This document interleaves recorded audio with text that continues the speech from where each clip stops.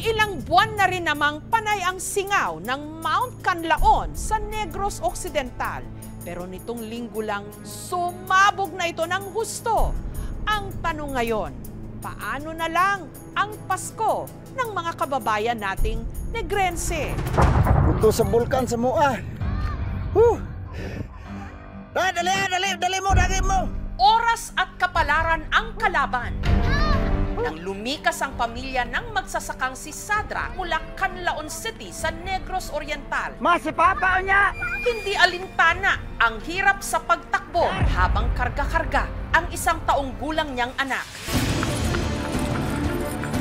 Tila nakikipagpatintero kasi sila kay kamatayan. Makalayo lang sa kanilang tahanan na nakatindig sa paanan ng isa sa pinakaaktibong bulkan sa Pilipinas, ang Mount Canlaon, na nito lang Lunes muling sumabog.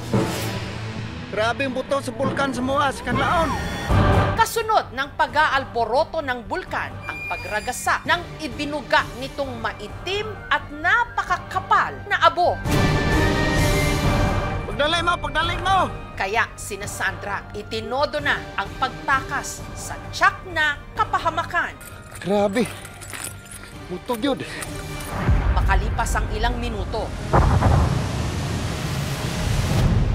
maswerte sila nakalayo. Grabe! Kala ko katapusan na ng mundo. Gulat talaga ako noon.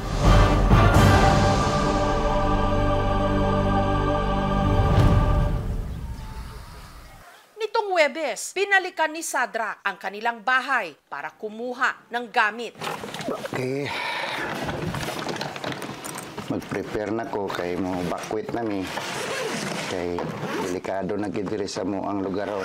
Lilipat na rin. Wala nang matigas dito ngayon, sir. Hindi katulad dati na mga tao dito, kahit anong sabi, ay hindi yan putok yan, dati pa. Pero ngayon, takot talaga sila, sir, kasi akala na din nila katapusan na ng mundo. Sa totoo lang daw, napapansin na ni Sadrak ang kakaibang kilos ng Canlaon nitong mga nakaraang araw. Parang wala lang. Pero doon talaga kami nagpanik, sir. Kasi yung bulkan na yon, parang mayroong pugs na white na pugs ang tinatakpan kung anong mangyari ba ng sakuna. Pero dahil mahigit 4 na dekada na raw silang nakatira sa paanan nito, nasanay na sila sa bulkan. Katunayan, nung mga unang sandali raw ng pagsabog ng Canlaon nitong Lunes, Normal talaga. Hindi pa ako noon nagpapanik, sir. Hindi pa ako natatakot. Sabi ko sa nang harvest ng kamote, sige, snack tayo. pero nung nakita na raw niya ang dami ng ibinuga nitong abo, doon na siya nataranta. Buto sa bulkan sa mua. Natakutan ko, sir, nung nakita ko dyan banda talaga, sir. Malapit na talaga yung ikot ng abo na mayroong nag-light kunti. Hindi naman natin in-expect na yun ang mayari.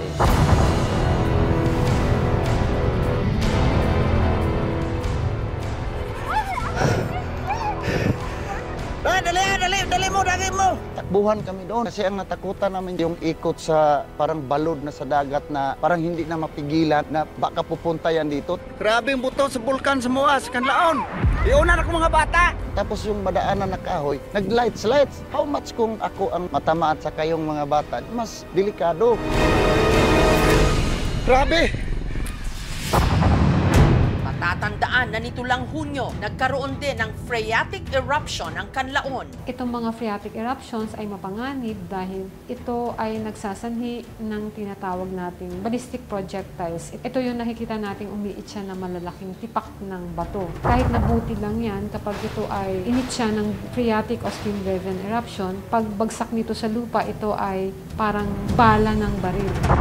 Pero ang pagsabog ng bulkan nitong Lunes na itinuturing na isang explosive eruption na nagtagal ng halos 4 na minuto, hindi hamak daw na mas malakas kumpara sa mga nakalipas nitong pagsabog. Itong pagputok na ito ay lumikha din ng tinatawag nating pyroclastic density current o mas kilala bilang pyroclastic flow. Ito ay yung magkahalong mainit na volcanic gas, abo at basag-basag na bato na nakita nating bumaba. So napakalakas nung pagputok noong December 9. Delikado dahil may feedback ito sa magma na nasa ilalim ng bulkan na inaabangan pa natin kung ano ang mangyayari. Ang paglabas ng puot ng Mount Canlaon nagresulta sa 4 na kilometrong volcanic plume. Ang pasaherong ito, nakuhanan pa ng video ang volcanic plume nung saktong dumaan ang sinasakyan niyang eroplano kasagsagan ng pagputok ng bulkan. Ang mga bayan sa palibot ng bulkan isinailalim sa Alert Level 3, kaya libo-libong mga pamilya ang inilikas. Sa Alert Level 3, meron na tayong mataas na antas ng pagbubugnot ng bulkan. Ibig sabihin, ang pagbubugnot ng bulkan ay 100% dulot ng magma na napipinto ng iputok ng bulkan. Nitong Huwebes, sakay ng helicopter, ang Civil Defense Western Visayas, inobserbahan ang bunganga ng Mount Canlaon. Nakita po natin doon yung ash emissions ay nagkagaling po sa crater. At wala pong nakitang bitak na maaaring mag-collapse po yung edifice ng crater. Na-confirma rin ng presensya ng pyroclastic density currents sa southeastern portion ng bulkan. Mixture yun ng mga volcanic debris, ash, yung mga stones na nanggaling doon ay binuga ng bulkan. Na kapag yun ay magkaroon ng malakas na ulan, yun po yung magiging lahar. Mas delikado siya. Dahil sa peligro sa kalusugang dala ng abo, ang mga residente pirmi ngayong naka-face mask. Bakit doble-doble po yung sobrang mask? Kasi asopre at masyadong mabaho, tapos nakakaubo siya, tapos masakit siya sa lalamunan. Tapos para sa akin, protection na rin to para sa baby ko. Bakit nagbabasa po kayo ng tubig? Para hindi magyabo ka ng mga tao, para hindi kami maghapo, maghatag ng sakit. Ang paglakhap ng ashfall na mayroong sulfur dioxide ay maaaring magpatindi ng sakit ng mga may pasyenteng may respiratory infection. Panatilihing malinis ang ating katawan, magugas ng kamay at magsuot ng face mask upang maiwasan natin ang paglanghap ng ashfall or sulfur dioxide. Dahil naman sa amihan, ang abong ibinuga ng Canlaon napunta sa mga kalapit nitong bayan sa kanluran. Isa sa mga nabalot ng abo ang bayan ng Bago. Sa drone footage na ito, makikita ang lawak ng pinsala ng ashfall. Ang mga bubong ng mga bahay, pati ng mga kalsada, nagkulay abo. Yung mga tricycle driver, habang bumabiyahe, nakataas na yung damit para matabunan lang yung kanilang mga muka. Dahil nga sa kapal ng alikabok. Halos hindi ko na makita yung daan nung papunta ako dito eh. Why na guys? Canlaon na guys. Bago tayo, ala. Ang ashfall, nasaksihan mismo ng tinderang si Jonah na abala noon sa pagla-live selling ng kanyang mga ukay-ukay. Ang Canlaon, nag-irap nito mga Canlaon na guys. Bago tayo, ng mga ano ko Canlaon. Dumilim po siya agad-agad. Talagang less than 2 minutes, yung nag-ashfall na po agad-agad. Ang bilis. Dahil nabato-balani si Jonah sa bilis ng mga pangyayari, hindi raw niya napigilang saluhin at hawakan ang mga nahuhulog na abo mula sa bulkan. Oh my God, keep safe everyone. Namudamo ang mga tao, ano. First time po, kaya wala akong idea. Gusto ko mahawakan kung mainit siya. Parang ano lang siya, putik. Kaya agad niyang isinalba ang kanyang mga paninda. Ang mga idok ko gapat, yung ibig sabihin, balasin ng ga-ga-ga. Ang balasin ng ga-ga-ga, why not siya guys, oh. Canlaon volcano is erupting now. Thank you, Lord. Nagpanik po ako kasi yung mga stocks ko dito sa labas. Mapapakinabangan niyo po. Try naming labhan. Pag hindi na, samigay sa kanila. Ilang araw makalipas ang ashfall, ang bahay ni Jonah, pati na ang kahabaan ng kanilang kalsada, balot pa rin ng abo, dagdag pa sakit, lalo't meron siyang hika. Kaninang umaga talagang ang kapal ng ashes dito, yung asthma ko talagang naramdaman ko dito. Ang magsasakang si Nanay Ruchani nanlumo nung balikan ang 2 ektarya niyang taniman sa Bago City. Ang mga tanim niyang palay, tubo, kamote at mga gulay na kanya na raw sanang aanihin na pinsala ng ashfall. Nagkalalanta, wala natira. Yan pang problema namin, sir, kung paano kami makabawi. Palayan pa lang namin na merde na kami at saka sa aming gulay na merde din kami. Dagdag problema pa na ang kanyang kaliwang mata Namaga matapos siyang mapuwing ng abo. Pre, nagubag dayon. Dayon ang heart ko masakit. Ang mga kaukulan, nagapangayo ako sa inyo sang suporta. Nga kabay pa, bigyan nyo kami ng puhunan para makarecover ang amin mga pananim. Sa ganitong sitwasyon, wala na talaga kaming magawa. Rest assured that the city government will help our farmers for them to revamp para makabangon. Ilang araw matapos ang nangyaring explosive eruption ng Canlaon, tila kumalma naman ang bulkan. Pero ang daan-daang evacuees sa bayan ng La Castellana hindi pa rin makauwi sa kanilang mga tahanan. Inoobserbahan pa raw kasi ang galaw ng bulkan.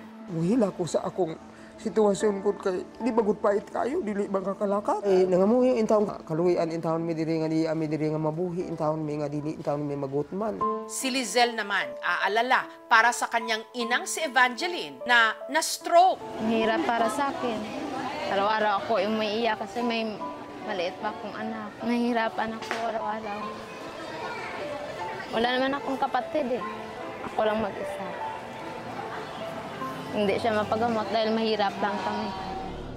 Habang ang ilang mga sanggol at bata nagkakasakit na. Yung anak ko po may sakit na ubo at saka nagtatae. Sana dinadasal namin po na magbago na yung ng Canlaon para makatahimik na kami dito. Ang pinakakailangan daw ng evacuees ngayon, malinis na inuming tubig. Anong ginagamit yung pang-inom? Bumibili kami sa tindahan kasi lasang chlorine. Nabigyan sila agad ng mga food packs, mayroong mga hygiene kits. Kung tatagal pa ito ng isang buwan, yun siguro yung ikakababahala ng aming pamahalaan. Pinangangambahan ng lokal na pamahalaan na baka abutin daw ng Pasko ang mga nasa evacuation area. Wala nga kaming pira para ipamasko. Sabi ng papa ko, hindi naman mahalaga yun. Importante makakain kami. Sakit sa pakiramdam na ako lang mag-isa, walang tumutulong sa akin. Maaari pa raw magkaroon ng mas malakas na pagsabog ang Canlaon sa mga darating na araw. Napakamapanganib, maaring umabot ng paanan ng bulkan hanggang maaring 10 kilometers. No? Pag yun ang nangyari ay magtataas tayo ng alert sa alert level 4. Umiwas sa 6-kilometer radius area ng bulkan. Makinig po tayo sa ating mga local government officials na sila po ang nagsasagawa ng mga measures or actions para po sa ating pangangalaga. Bagamat may mga senyales, wala pa ring nakakaalam hanggang ngayon kung kailan ang saktong oras na sasabog ang isang bulkan. Bilang pangatlo sa pinakaaktibong bulkan sa Pilipinas, sunod sa Mayon Volcano at Taal, dapat lang na ang mga nakatira malapit sa Canlaon. Dali mo! Sa lahat ng pagkakataon, maging alerto. Grabe!